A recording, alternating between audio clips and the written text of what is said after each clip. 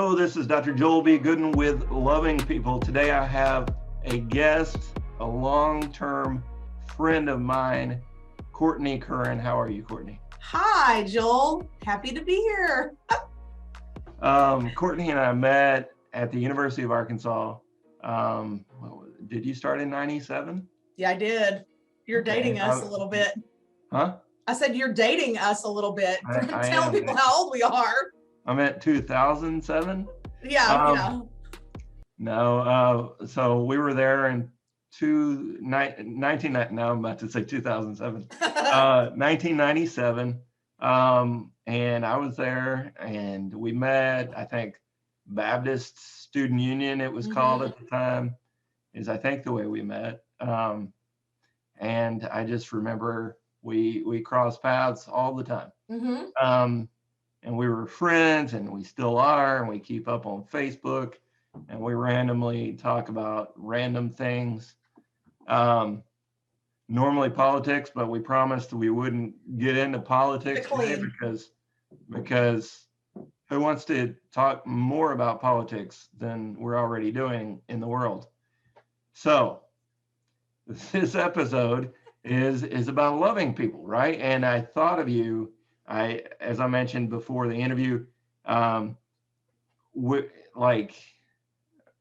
always sort of noticed, like, when we interact since college, we, message here and there. And I just sort of always got the feeling like, I think Cortney loves what she does. And it's not like, oh, she loves the money or she loves the power and the work and education. It's not about the money. Anyway, I was, normally I do a lot of interviews about dissertating and doctorate work and academics, and you are in academics, but I thought Cortney's a person that loves people.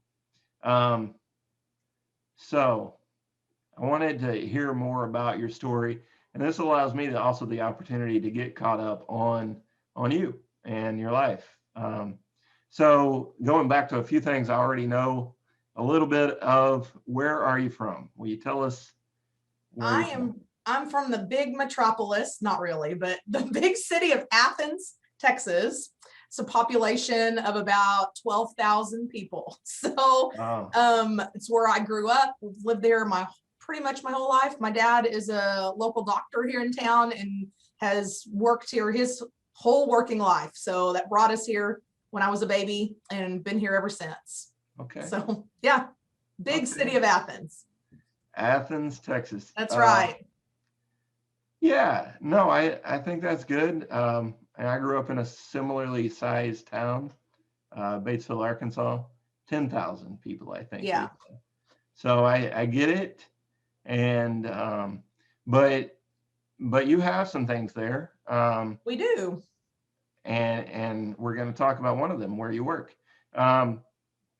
So speaking of, where are you now? What do you do now? And then we'll sort of go back to how did you get there? Okay. So I work at Trinity Valley Community College in Athens, and I work with international students. I'm the director of international students. I also help students with graduation and getting finished so they can move on to the next phase of their life, whether that is going into the workforce or going on to university to complete their bachelor's degree or higher. Right. So that's what I do, working at my local community college. Right. No, I think that's great. And whereas some people can make the argument that college isn't needed for everybody, and I don't know, I think some people would lump community college in there as well. You can make a better case for community college for more people than maybe for everybody needs a bachelor's, or everybody needs a master's or a doctorate. So anyway, no, I think that's great. And sorry, my phone's going off. I have it on Do Not Disturb, but it's still ringing. Good. So if it's an emergency, we can It's pause. never an emergency. Okay. They're just like, I just wanted to chat. No, it's somebody I've talked to today. They'll leave a message. You're good. And I know you told me ahead of time that graduation is about to happen, and so you're putting all the last pieces in place. Right. I think. Well, the last days to register for the next our little mini term to get in those last minute classes that they might need. That's Friday. Oh. So it's just a few days away. And so it's kind of big. It's just busy, that kind of last minute. Oh my gosh, I still need to take this class. Let me sign up for it because it starts next week. Right. Well, so, right. I guess I can come back, but it's sort of like with community college, and I worked at one, and I loved it. Yeah. And the students are sort of, you got this smattering of students. Like some of them are like, yeah, my parents won't pay for my apartment if I don't go to community college. And I don't have a job, and I like to smoke some stuff, and they're like, so I'm here. And the others are like, well, I want to go on to get this or whatever. And they're more vested in being there and actually learning. Well, it used to be that people were choosing community college because they couldn't cut it or make it at university.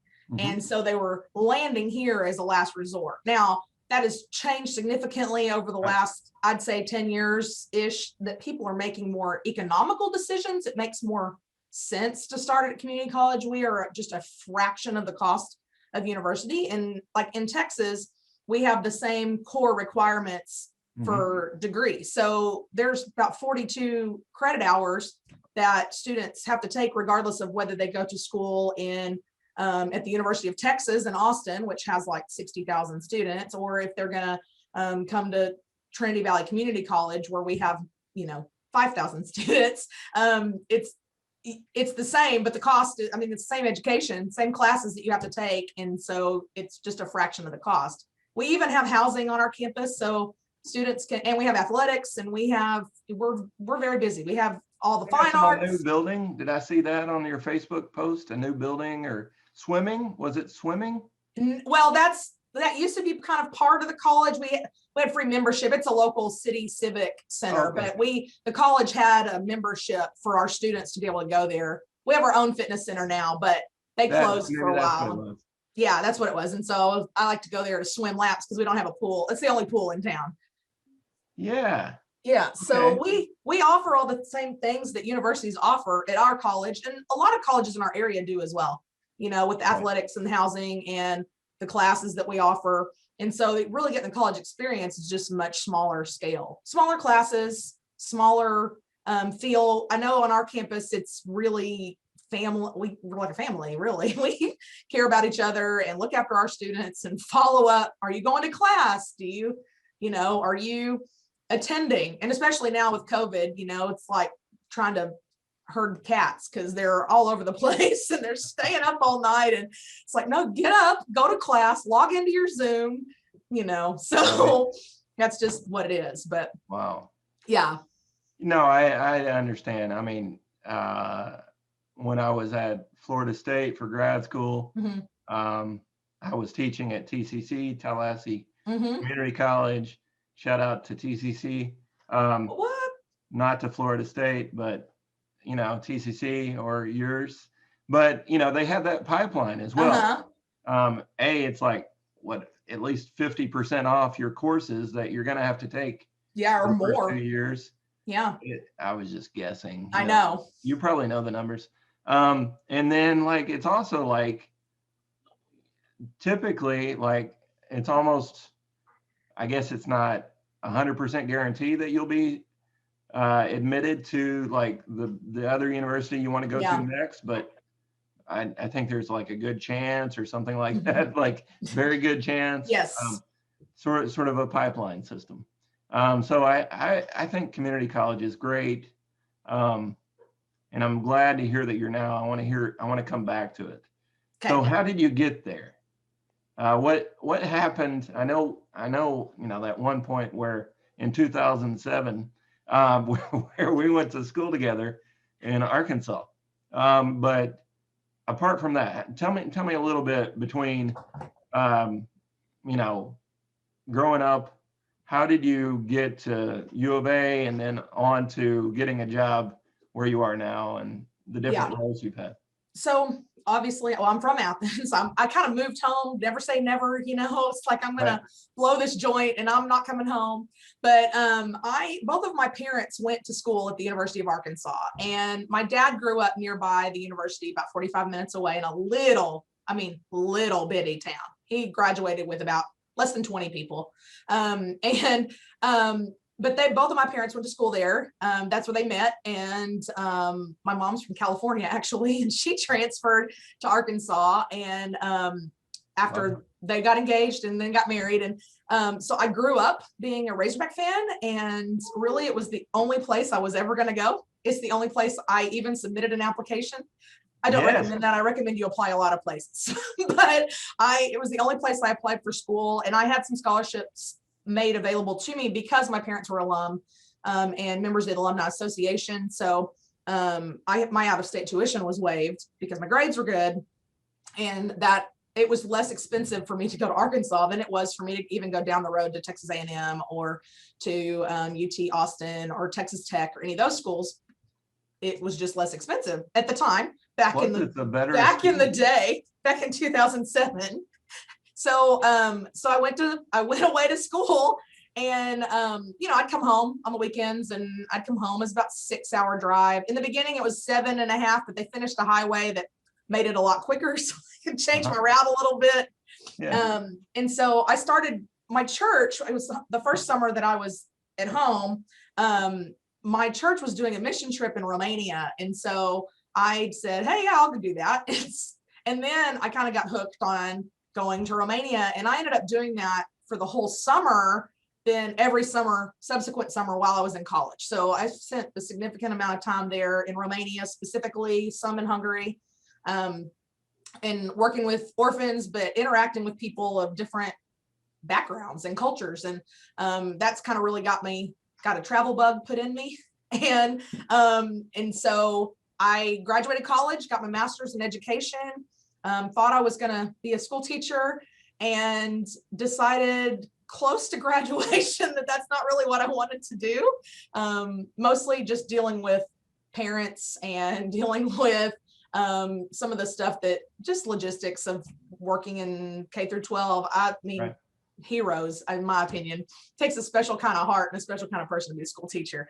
And so I kind of graduated with a degree in education, and I was kind of aimless about what I was going to do.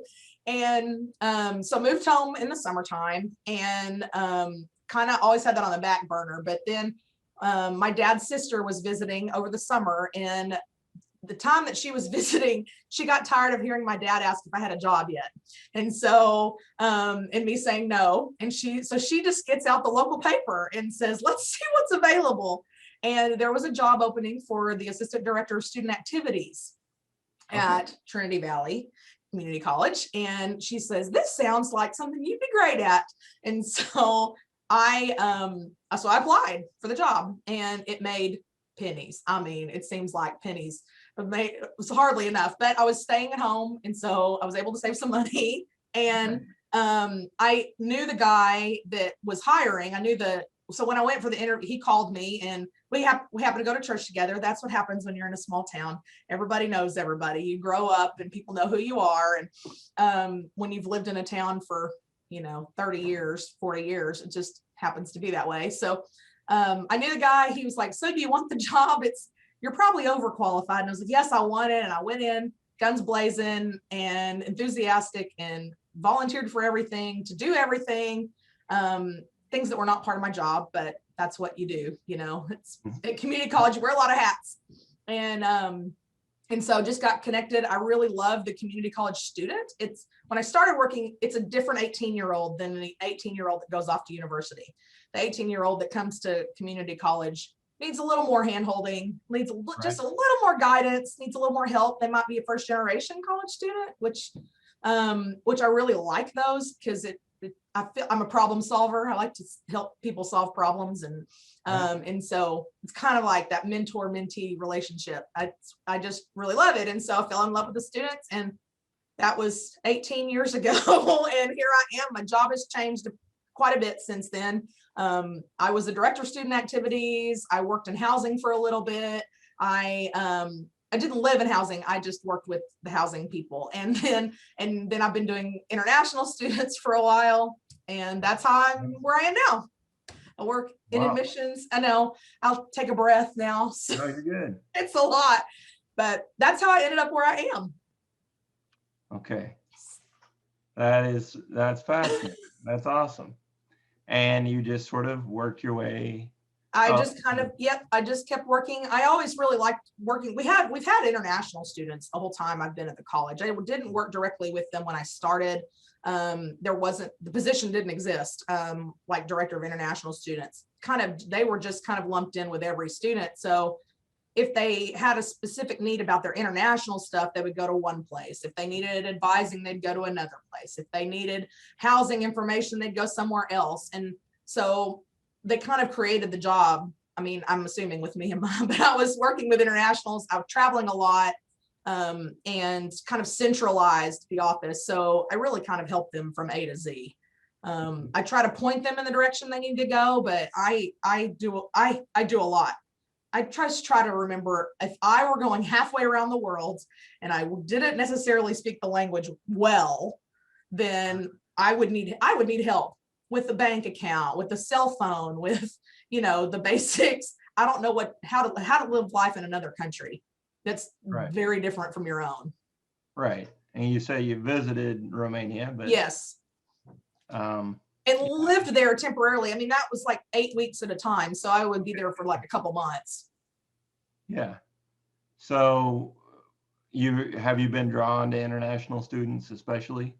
I think so, mostly because I want to make friends from lots of places, and so learn about a lot of places. And like I said, the travel bug bit me while I was in Romania, and now, I'm always liking to go somewhere new, and I want to learn about new places and find the hit off the beaten path places. And so when you know local people, it's easy to make that happen. So I feel like it's always kind of a drive. I'm always seeking the next thing. Like, what's the next adventure? I would consider that's kind of my word. I don't know if it's my word of the year. It's just my word of life. It's like, let's go on an adventure, So.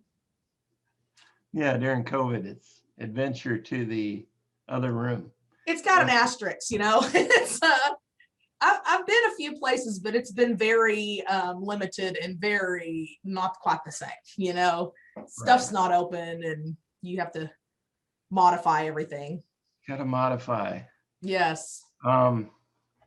So, yeah, these students, and I don't know. Tell me about the types of students that you get. Is there sort of a demographic that is more prominent yes, for sure. Well, there is right now. It kind of goes in cycles. We like I mentioned earlier, we have athletics. So the athletic teams do their own recruiting, and they bring a lot of students. They bring students in. Like right now, there was a point when we had maybe 35 international students from 21 different countries. So it was kind of varied. Our volleyball team, we had a lot of Brazilians on our volleyball team. Right now, that's kind of starting to change a little bit. We still have quite a few Brazilians, but we also have girls on the softball team from the Dominican Republic and France. And I just met with 2 girls today, one from Ecuador, one from Peru. But I would say our non-athlete population is pretty much all Japanese. We have a lot of like half of our international students come from Japan, which is awesome. Yeah. We would love to have, of course, more. I would love to grow our international student population in general, but we have a lot of students from Japan. Great. Yeah. And it's fascinating to me how they find little bitty Athens, from halfway around the world. And the answers really are varied, everything from the cost of tuition, which is lower. Our English requirement to get into school is lower than some of our competitors. And we have dormitories. So we have housing on campus, and that it's one less thing for them to think about. Like, oh, I've got to try to find an apartment or a place to live when I'm going to college. So. Right. Google's been our friend, I guess. Yeah. No, I feel like I need to update you, which I don't know if you've paid attention, but I've got, I have nieces and nephews, and one of them one of them met an international student. She was going to the University of Florida. Um, and she met a guy there, and eventually not for him, but she decided to teach ESL in Japan. She was somewhat fluent, conversationally fluent, but I think probably full fluency now. She moved to Japan, just got engaged a month ago, maybe. Yeah. I don't know. To this Japanese young man, and let's see, I can't mess his name up, so I'm not gonna say it.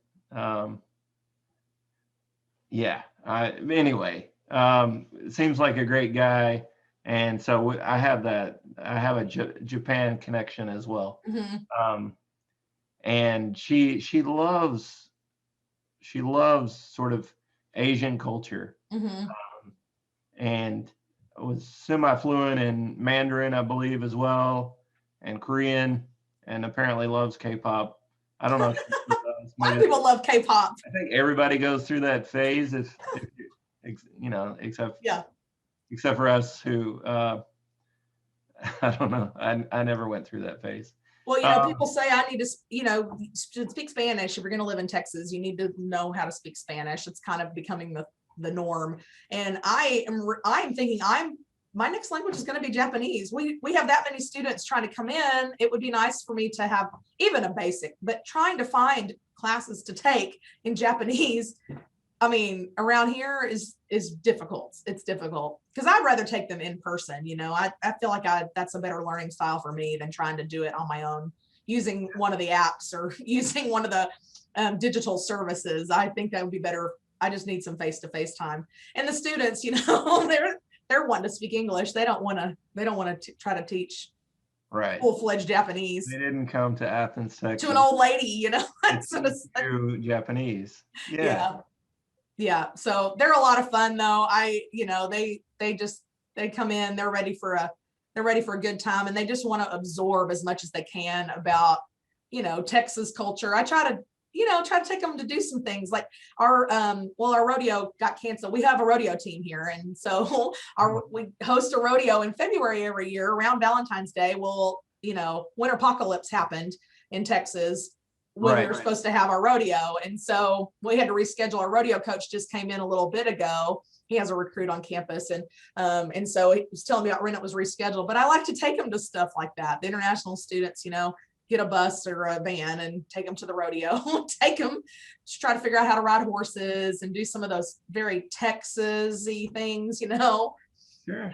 They love it. They just eat it up. Think it's the best thing. And football, of course, we have a football team, and our football season's getting ready to start here in a couple of weeks. It's starting in spring, which is unusual. That's not normal, but I just saw something about the Hogs Razorback football team starting. I got a text right before our meeting. I got a text from my mom saying she bought her season tickets.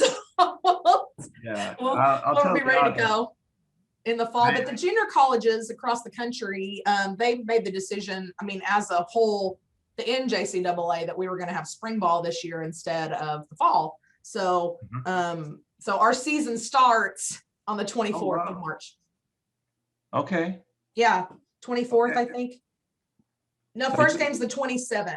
So, yeah, football. Interesting. And that's a conference game. That's like we're just starting right out of the gate. So it's been interesting for recruiting. It's been interesting for a lot of reasons because they're going to finish the season. The national championship is scheduled to be like June the 4th. It's crazy. And then they'll have to turn right around and get ready for the fall season and spring practice I guess will happen in the summer. So be quick. So they're doing football again at its normal time as well? Yes. Well, that's the plan right now. Yes. So this is sort of to make up for. This is COVID. For fall. Because of COVID. Yes. Yeah. Okay. I was a little lost there, but I get lost often. Yeah. And okay. Wow. Lots going on. It is busy. You are working with these students, introducing them to Texas and to the states. Um, Trying. and so what do you love about it? I think I just like I like helping people in general. Like I said earlier, I'm a problem solver. I like to try to help figure things out. And a lot of times with international students, most of that has nothing to do with my job. Like I was helping a student yesterday figure out his direct deposit with his bank because he has a job on campus and we've been paying him, but the money's been going somewhere, who knows where. And so it's like, okay, well, let's call this national conglomerate bank, try to figure out what's going on and why do they have his money. And I got to know things about the DMV and how do they get a driver's license and, just try to help them with things that have not, like I said, have nothing to do with their job. What's the best deal on a cell phone? How do I get to this place? What's the best thing to do for spring break when the dorms are closed? And, so I really like that aspect of it. I try to, like I said, I try to imagine what it would be like if I was 18 years old and I'm going to go around the world and I don't know anybody or anything. And how would I want people to treat me and help me? And I keep that in mind. And I think some of that is from my experience living overseas when I was in college and doing that and trying to figure out how to go to the grocery store and how do you ask for something when you don't know the term for hand lotion or hair dryer or things that are seem so simple, but it's I mean they know English, but it's just a different experience when you're living somewhere. So just trying to kind of handhold. I just really like helping the students figure out their path in life in general too. What are they going to do next? Where are they going to go? And a lot of them stay in contact after they leave. They send me messages. We're friends now on Facebook.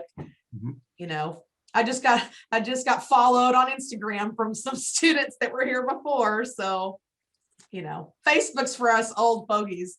I guess now it's what, Twitter or Instagram, Snapchat. Yeah. I don't do Snapchat.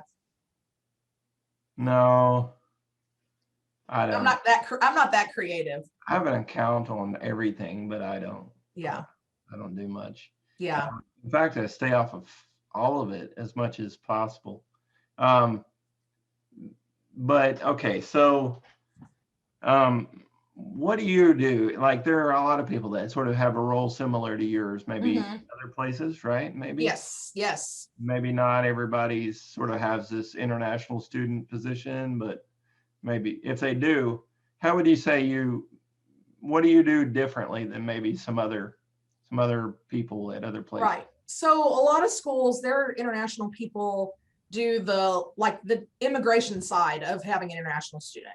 We have to issue certain paperwork and tell the government we're expecting these students and they're here, they're enrolled full time, they're following the guidelines and rules set forth by their respective visas. And some schools have different allowances than other schools, kind of depending on what we have told the government that we're going to allow at our school. We just have to follow what we say.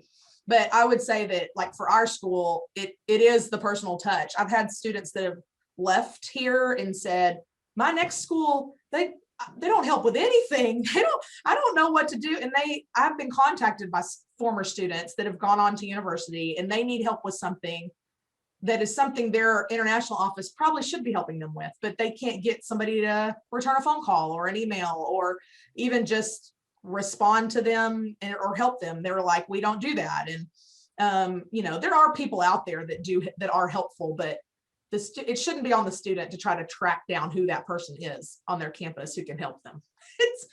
So I would say a lot of it is personal touch, and it's kind of me doing it.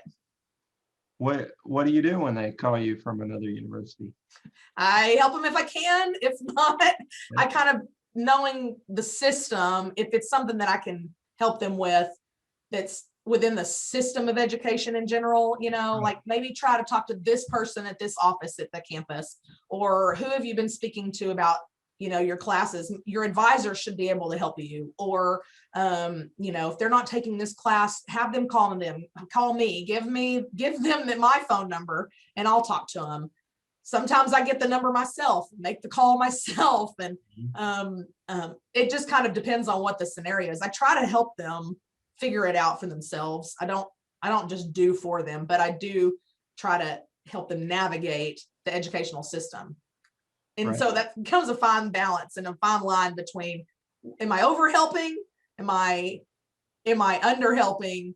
How much do I launch them off into adulthood and being a contributing member of society, and how much do I offer help? Right. So that's true of all of our students too, not just our international students. That's our students. I was a student government advisor for a lot of years too. And some of that was, you have to remind them, like, this is student government. This is not advisor government. You have to figure out how to do this on your own. Right. And so, yeah.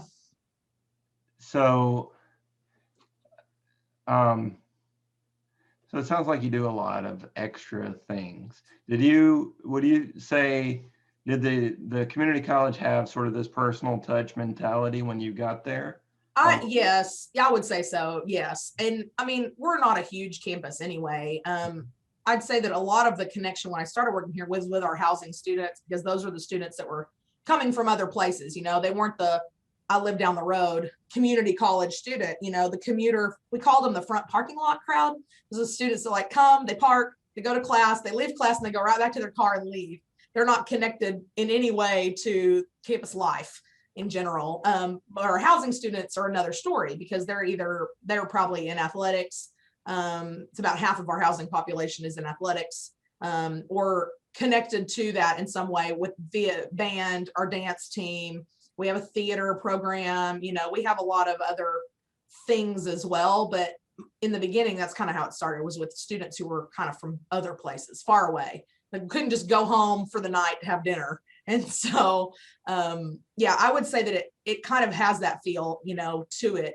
When you talk to certain employees, it's the same thing. Students the former students coming back to talk about their life at Trinity Valley and how it started. So lots of people met their spouses in the dorms. And we kind of joke about that a lot, that it's like, this whole Trinity Valley connection.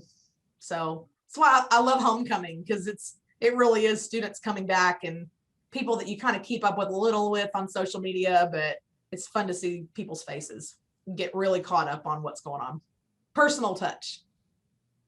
Right. So I'm hearing a lot, obviously personal touch, doing extra things, going outside the job. I think that's always a sign of loving people, right? When, like, are you doing it for money, or are you, doing it because you care? Yeah. So if it's beyond my job duties, then I'm probably doing it because I care. Right. And it sounds like you've got a lot of that. So I was sort of saying, okay, part of the goal of, I guess, of this series is to talk more about like how we can love on other people and be more loving and caring and kind and gentle. And it sounds like especially the international students, community college students, I think in general, but especially international students at this level, they need it. And all those students of that age, if they're not non-traditional students, then they're not fully grown yet. That's right. Frontal They're lobes and all. You just happen to move them out of mom and dad's house. Yeah. In most cases. And it's like you and I in quote 2007, we were just like, all right, so here we are. How do I do laundry? That was me, at least. It's like, just barely feeding ourselves and I don't know, just figuring life out. And you get to be that. Yeah. You get to be a person that sort of helps them figure some things out. Yeah.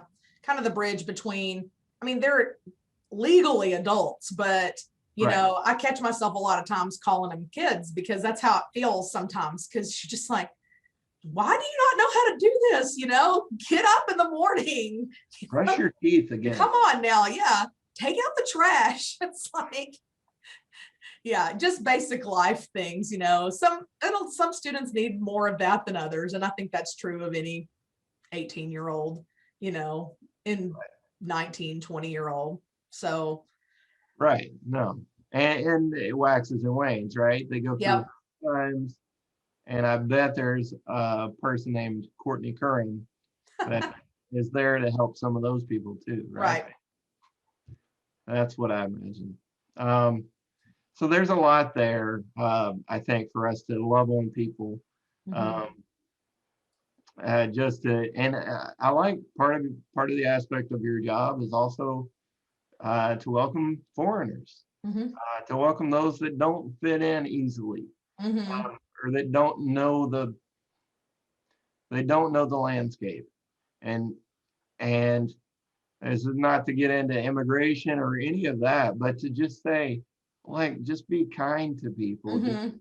be loving to people, and try to reach out, like, um, and do things to make people feel welcome.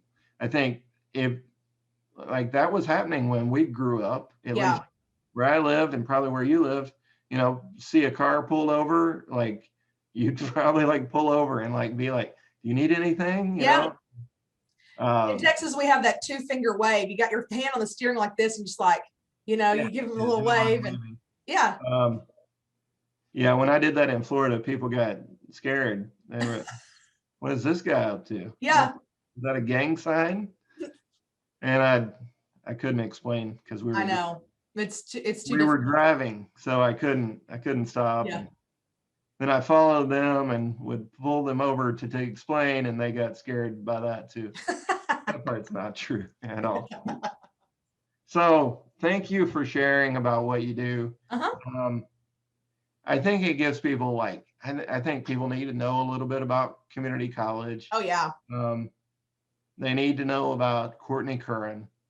They need to know about people like you that are there. Um, and they need to realize they can be that person for somebody else. It's so easy. It doesn't take any energy to be kind to people. And one of the secrets behind loving people, which I'm not always good at, I'll be clear about that. I'm not. And sometimes I'm kind of gruff, and people don't, they're like, he's not, I'm not gentle, always, but I do, like, I go above and beyond. So my students will share that secret, but it feels good. It Yeah. feels good to love people. It's so So easy. if you're not like intrinsically motivated to like love people and do nice things, you get a reward from it. It makes you feel good about Yeah. yourself. So like we can sell this to people. We can be like, but it makes you feel good about you. Yeah. And and most, most things we do, obviously, if we're doing the right thing, if we're loving Yeah. on people, then it is gonna give us an identity that we feel good about. Yeah. I'm Um, such an extrovert though. So it's just so natural to me to, I have to watch myself with hugging people because I'm a hugger too. So it's like, that is you meet permission, I people and think. I just want to hug somebody. Like I said, I met 2 girls earlier from Ecuador and from Peru, and they came in and they went to shake my hand, and I shook their hand before I realized, wait, I probably should have like elbow bumped or something with COVID. And really, I wanted to go in for a hug because it's just like, welcome to our campus, but I have Please to be let me careful hug about that. you. Yeah, Huh? Yeah, some people yeah. don't appreciate a good hug. Yeah, It's I like think get to so. freak out. Maybe that's part of it is, looking back at some of the things we've lost through the years, Mm-hmm. and the pulling over for the, obviously everybody has a cell phone now, and so maybe they don't need it, and Yeah. they'll probably be okay, and so we'll just move on our merry way. Yeah. But we've lost a lot with changes, technology, lack of trusting each other. Mm-hmm. um, COVID has taken hugs away, but also, like, um, Connection. connection, and that sort of implicit Yeah. trust, knowing somebody well enough to say, hey, can I give you a hug? Is that Yeah. cool? And there are people like that, obviously. Cuomo's in the news right now, and so we need to ask permission, and I think that's good, but it's also kind of sad, Mm-hmm. because we've taken this thing that's good, hugging, like I'm gonna give you Yeah. Yeah. and we've sexualized it to the point where we need to ask permission now and so forth. But I think building trust, building those relationships, Mhm. then we can hug on each other, and then we can do things for each other and really, hopefully, Yeah. make the world a better place. Um, I want to tell people if you want, how can they keep up with the life and times of Cortney Curran? Well, I am, like I said, I'm on social media, some social media. I'm on Facebook, but it's Cortney, no U. So my name is spelled with no U. Yeah, just Cortney. And Curran. You can find me on Facebook. I think right now my pictures of me at senior walk at the university, and I have on a mask. So you can find me there. I am on Twitter. Hog Wild in Texas is actually my Twitter handle. Yeah. Well, TX Texas, not spelled out, but Wild and TX. yeah. And then it's just Courtney.Curran on Instagram. But I'm not a huge influencer. You'll see a lot of pictures of my crazy dog and my niece and nephew.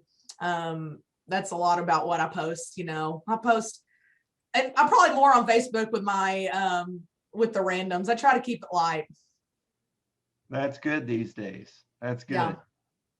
Yeah. So we'll send all the international students your way. Okay. And yeah, send them. Love to have them. no, I think it's great what you're doing, Cortney. And I'm glad you took this time to sort of catch up and just tell me about what you do. And I want to hear more, but we've been doing this long enough today. We'll follow up and we'll catch up maybe later in a few months or a year. Yeah. And sort of see if something if things are better after COVID. I hope so. How 2 football seasons in a year was. No.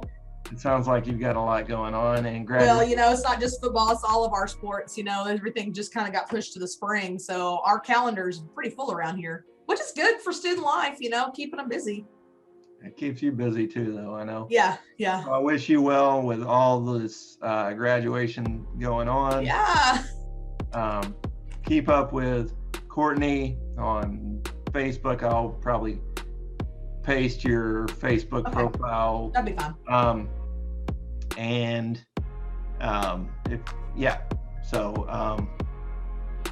This has been Loving People with Cortney Curran, hosted by me, Dr. Joel B. Goodin. Thank you, Cortney. Thanks, Joel.